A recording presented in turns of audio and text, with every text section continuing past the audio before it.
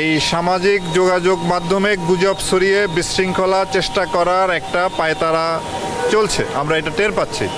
তো আমাদের আইসিটি বিভাগ সহ সবগুলি আইনশৃঙ্খলা রক্ষাকারী বাহিনী এই ব্যাপারে সতর্ক আছি। আমরা সোশ্যাল মিডিয়ার এগুলাকে মনিটর করতেছি এবং এগুলি আমাদের নজরে আসার সাথে সাথে তাৎক্ষণিক ব্যবস্থা নিচ্ছি।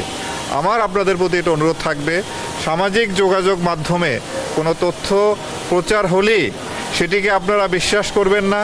আপনারা যদি এই ধরনের একটা কিছু জানতে পারেন, আইন শৃঙ্খলা রক্ষাকারী বাহিনীকে অবহিত করবেন, তারা তাৎক্ষণিকভাবে এটা ভেরিফাই করে যেই পোস্টটি করেছে সেটি যদি সত্য হয় তবে যাদের বিরুদ্ধে অভিযোগ তাদের বিরুদ্ধে আইনানুগ ব্যবস্থা নেওয়া হবে, এবং কেউ যদি উদ্দেশ্যমূলকভাবে একটা বিশৃঙ্খলা তৈরির জন্য যদি কেউ এই ধরনের সামাজিক মাধ্যমে যদি ব্যবহার করে তাহলে তার বিরুদ্ধে ব্যবস্থা নেওয়া হবে।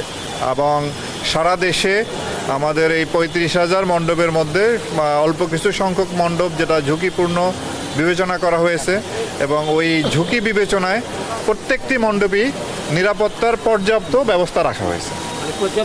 জি, পর্যাপ্ত ব্যবস্থা, জি, ঝুঁকিপূর্ণ সবগুলাই আমরা অ্যানালাইসিস করেছি। গতবার দেখেছি যে কোথায় কোথায় এই ধরনের প্রবণতা বেশি। তো যেখানে যেখানে এই ধরনের প্রবণতা বেশি সেখানে আইনশৃঙ্খলা বাহিনী অত্যন্ত সতর্ক দৃষ্টি রাখতেছে।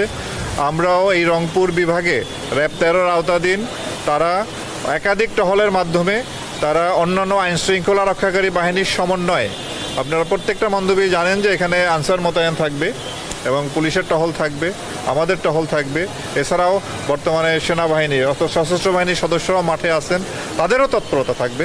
আমরা আশা করি এইবার ওই দুষ্কৃতিকারীরা, ওই দুর্বৃত্তরা এই ধরনের কোনো সুযোগ পাবে না।